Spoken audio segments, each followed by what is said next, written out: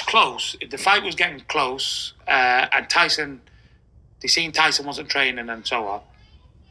And Tyson said, listen, he's in the shopping centre, said this message. And he said, listen, if you want the fight, 70-30, or else go and jog on and go and fight down the other bar, whatever he said. Well, again, he'd done exactly the same mistake as what Joshua done. They thought he was bluffing because he was 6-7 weeks to the fight. Well, in the ideal world, and if everything was perfect, Tyson trains twice a day. Ticks over, does 40 minutes cardio, what an old woman could do, and does a bit of boxing training, whatever he does, or his weights or so on. So he trains like that, so he keeps himself in sensible condition. Ideal world, he only trains 6 weeks anyway, and a week's rest. Sugar Hill said, we want to do 5 weeks next camp. He don't want to do 6 weeks, because Tyson, the best of Tyson's left in the gym after 6 weeks. Sugar Hill says, next time we do camp, we do 5 weeks and a week training, and a week rest. 6 week all in all. So everything was on schedule, but because he does a 6-month training camp or a 4-month, however long he does, which is unheard of. You asked all these old school fighters, they train 6 weeks, 5 weeks, done. Do you know what I mean? But anyway, because they thought he needed a 3-month camp and he'd never be ready and he's only trying to bullshit you, we'll take the 30%. But they had no intentions of taking the 30%. It was just so to show Tyson up for Tyson to back out. But again, as soon as he had the contracts and he ironed all the problems out, it was on top of him. They had no intentions of taking that money. So, you mean to tell me that Tyson Fury wasn't training? So, when Team Usyk found out that Tyson Fury wasn't training, then that's when they asked for 30%. Just to see if he was full of shit or not. And then when they got it, they had no intentions of taking the fight because Alexander Usyk, in his mind, he has a training camp for 3 or 4 months, which is unheard of according to Shane Fury. Now, here's the thing. Shane Fury is speaking of someone that does extraordinary training, which Usyk does. That's what makes him so conditioned when he does fight, because of the extensive training. And the training is the thing that whips him into shape and at times gets him injured, if you guys remember. Okay, yes, that's true. But it didn't mean because they didn't hear of Tyson Fury training that they were pulling out. No, they heard he wasn't training, okay? And they were wondering when the hell he was going to start his training camp. And he made people believe that Javen Sugar Hill was there for him, and he was really there for Lawrence Akali. And he confirmed it. Okay. Now, what Shane is doing is he picked a time and used what Javen Hill said on the next training camp with Tyson Fury, that they're going to do 5 weeks and 1 week rest. Okay. But the problem is he never, like Javen Sugar Hill confirmed, he never heard of any fight date. So there was no reason to set a fight camp up because there was no fight made. Okay. So Javen Sugar Hill ripped this wide open. Why? Because he proved that Tyson Fury's a lie. Bars. He proved that he was lying about the whole thing.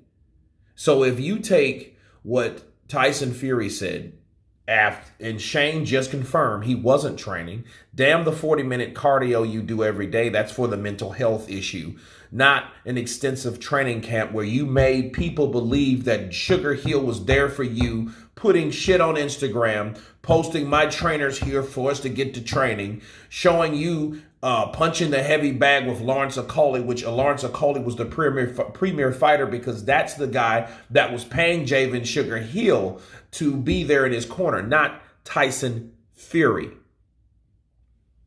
And the last thing I have for this segment is, how do you know Shane? How do you know that he had no intentions of accepting the 30%?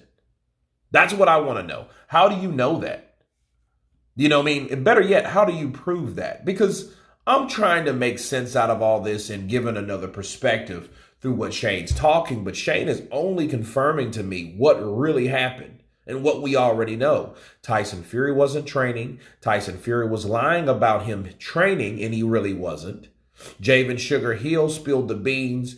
John Fury acted a damn fool and wanted to get him kicked off or sacked because he said the truth. And Shane didn't confirm that Javen Sugar Hill was there for him. He said, oh, well, on the next training camp, we're going to do 5 weeks, so it's right on schedule.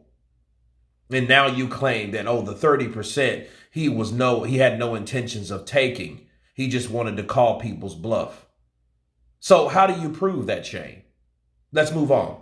But it come on top of him, and that was it. Tyson seems to have got a bad name out of this in terms of the public perception. It does seem a little bit like the public is shifting a little bit towards, obviously Tyson was the people's champ. It now looks like Usyk is getting that label of the people's champ in a way. What do you make of that? Does that upset you? No, not at all, no. Would you agree with the statement? Yeah, probably.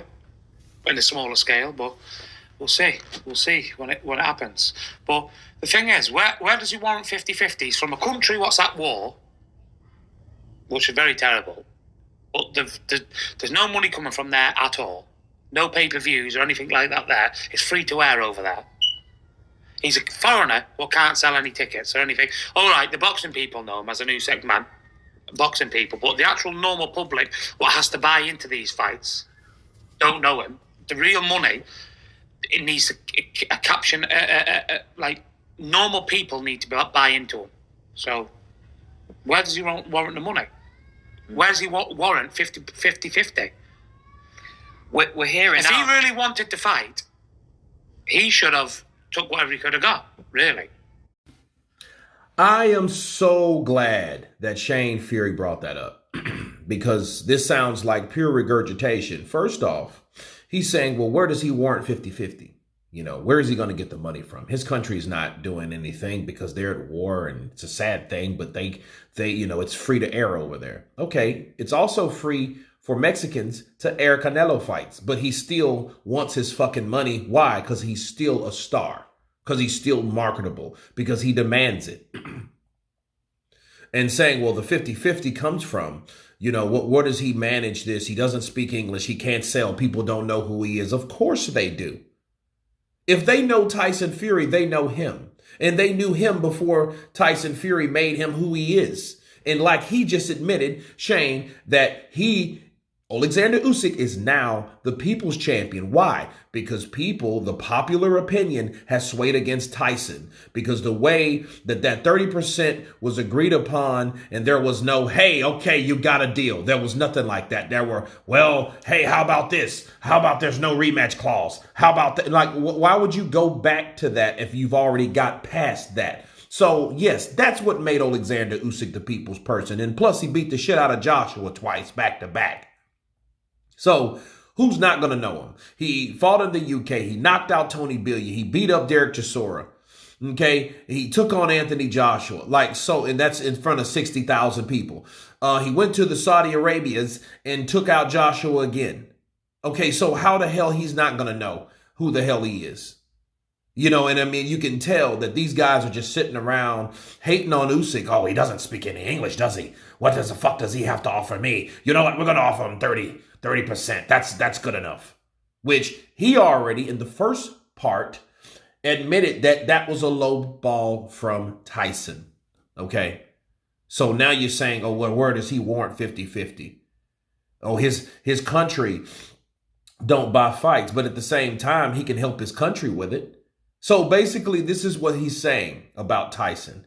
Tyson doesn't have the clout nor the morality to offer the fights with him being the supposed A side, the amount of money that they got with other fighters. See, by comparison, okay, if you're looking at Anthony Joshua and Alexander Usyk, the amount of money that he made with Anthony Joshua, even in the first fight when he was the mandatory, was 2 times more than what they were going to offer him. And I think it was like 13 mil.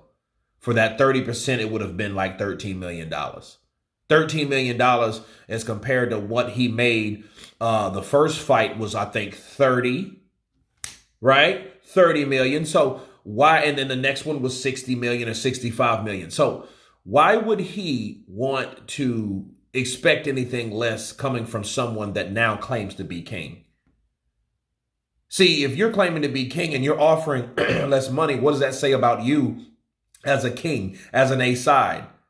You know, as a star, it makes you less significant than the last person that he beat and defeated, which is Anthony Joshua. Anybody can see that. And it just makes them look bad, the Furies. It makes them look cheap. It makes them look small. It makes them look less significant than Anthony Joshua. Okay, let's continue. You're so confident in that there. It is what it is. But it is what it is. When it happens, if it does happen, I think Tyson will demolish him.